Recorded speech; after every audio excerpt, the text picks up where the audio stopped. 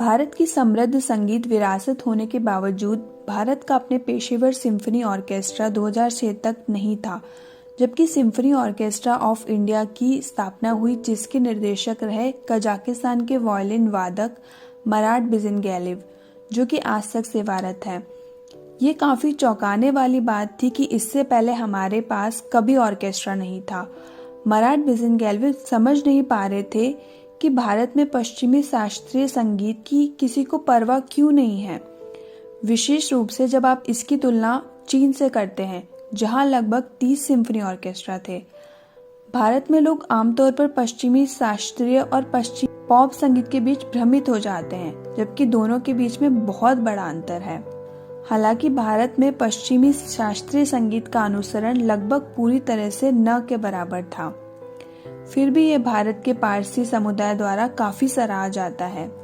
मैली मेहता, जो कि बॉम्बे में पैदा हुए एक पारसी थे, वे बॉम्बे सिम्फनी ऑर्केस्ट्रा के संस्थापक थे और अमेरिका में विभिन्न ऑर्केस्ट्रा के लिए एक भारतीय उस्ताद बन गए।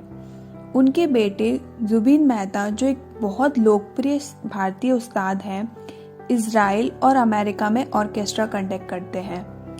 इन सब संबंधों के बावजूद भारत ने पश्चिमी शास्त्रीय संगीत को संरक्षण नहीं दिया, शायद इसलिए कि पश्चिमी शास्त्रीय संगीत भारतीयों के लिए कभी पेश नहीं किया गया था, इसलिए इसे कभी पसंद नहीं किया गया।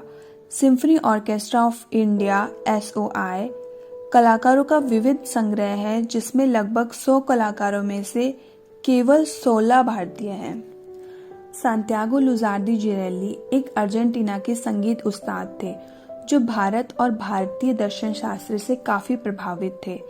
वे उस भूमि पर पहुंचे जिसने उन्हें बचपन से ही आकर्षित किया था।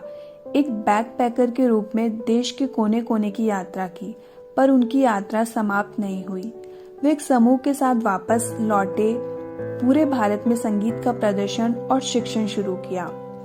भारत के पश्चिमी तट पर अरब सागर के किनारे बॉम्बे से लगभग 600 किलोमीटर दक्षिण में गोवा, जो एक पूर्व पुर्तगाली क्षेत्र है, वहीं के गोवा विश्वविद्यालय में सांतियागो ने पश्चिमी शास्त्रीय संगीत पढ़ाना शुरू किया और उसके लिए एक बेस बनाना शुरू किया।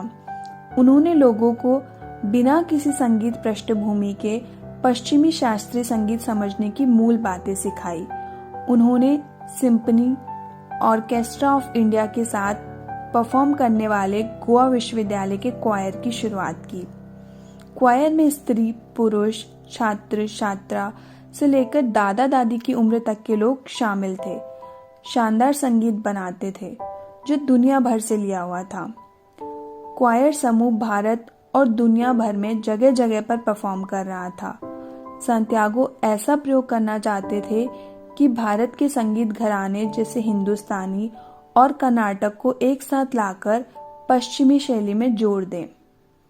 उनकी महत्वाकांक्षा थी कि वे भारत में एक उल्लेखनीय संगीत शिक्षा प्रणाली का निर्माण करें, जिससे भारत भी पश्चिमी शास्त्रीय संगीत में अपनी छाप छोड़ सके।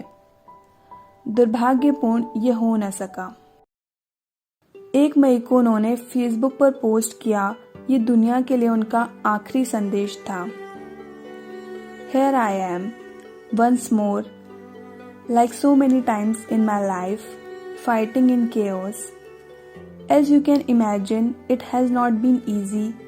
The loneliness, the uncertainties, the pains, and the daily struggle to breathe.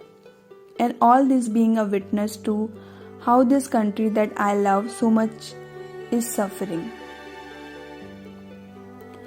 19 मई 2021 को सांतियागो लुजार्दी जिरेली का कोरोना वायरस के कारण निधन हो गया।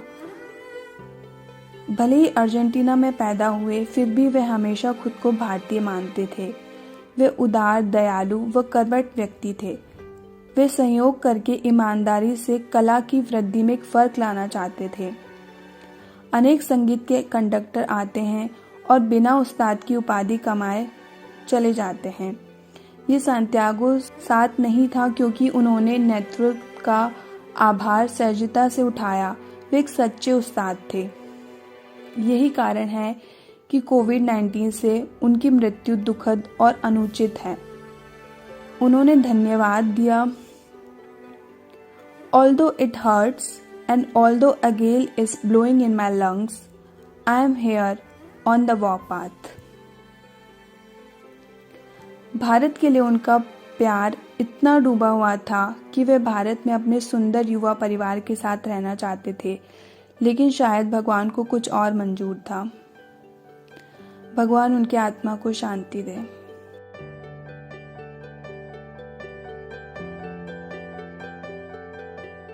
आगे आपको प्रोफेसर सांतियागो का अंतिम साक्षात्कार वीडियो देखने को मिलेगा।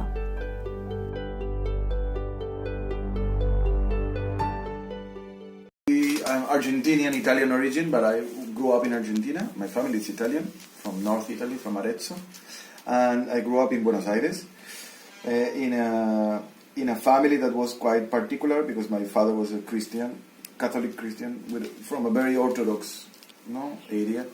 And my mother was a follower of Paramahansa Yogananda, who is an Indian guru, one of the most famous gurus from 20th century. He's the one that developed all the yoga and Indian philosophy on the West. Paramahansa Yogananda is his name. He had been to Argentina? No, he was in South America and America, but my mother was a follower of one disciple of Paramahansa. Okay. No? Was it very prominent in Argentina? Okay. Yes, yeah. Not very prominent. He was quite connected with his guru. Okay.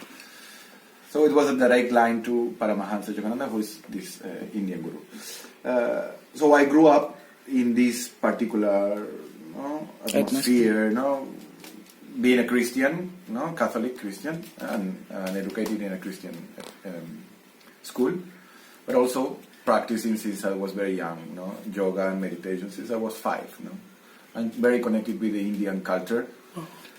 Not with the India as a country, but with the Indian culture, like the philosophy and the religion and the movement for yoga and meditation. Not with India directly, but with the Indian philosophy. Okay. Could you tell me which year is this? Like yes, I'm 39. You were born in? I was born in 79. 79. Yes, so this was from the 80s, during the 80s. 80s.